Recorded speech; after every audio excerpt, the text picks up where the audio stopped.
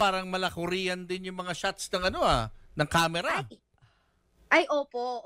Yun naman po ay may pagmamalaki ko po na talagang yung lente po dito ay iba po. Iba po sa Jowa Ball or babaeng walang pakiramdam na nagawa po namin before.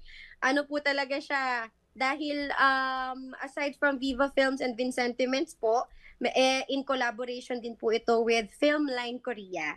So, meron din po kaming partners na Korean film production po na kasama po namin habang sinushoot po namin sa Seoul mismo.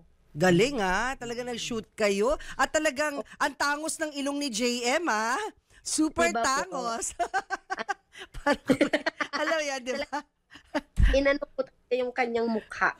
Oo, mukha na siyang Koreano.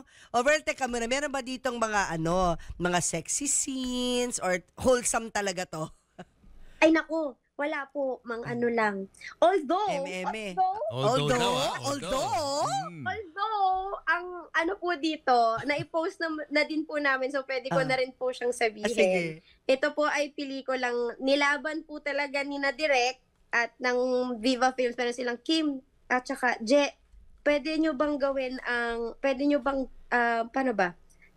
Ayoko kasi yung mga word na talunin or anything negative, I don't like that word pero yung malampasan, ang current po kasi na, if I'm not mistaken, I think 15 minutes ang current record for the longest kiss non-stop Kayo to? sa Philippine cinema. So, ang ginawa namin ni Je ay 17 minutes. Oh my God! Wow, May haba.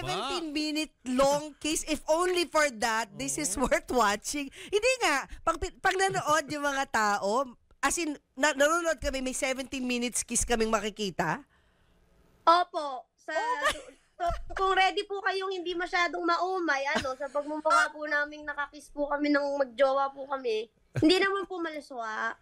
May pagmamahal naman. Very K-drama lang ang feels. Sweet-sweetan lang. Very naman ang feels. Pero, ang hirap po pala nung ganun kasi Nakakaloka 17 minutes. Eh, di ba umapo yung mga lips yun dyan? Di ba parang nagsugat dyan?